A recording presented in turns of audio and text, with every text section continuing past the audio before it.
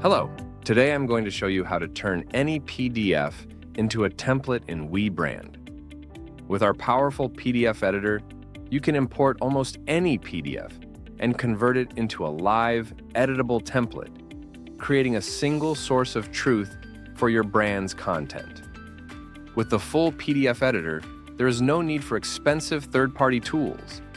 WeBrand puts complete control in your hands, so you can collaborate and update files all in one place. To import a template, simply click the Add Template button at the top right of any collection. This takes you to the Import module, where you will find detailed step-by-step instructions for importing your PDF. Once you are in the editor, edit your file to make it live and interactive, with support for accurate font matching from your workspace or replacement options if needed.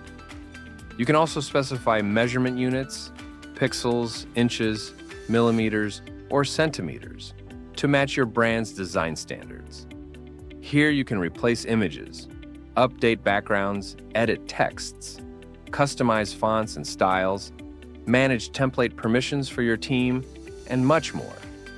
Admins can also manage permissions to decide exactly what users can or cannot change, ensuring your content stays compliant and your brand remains consistent within one workspace.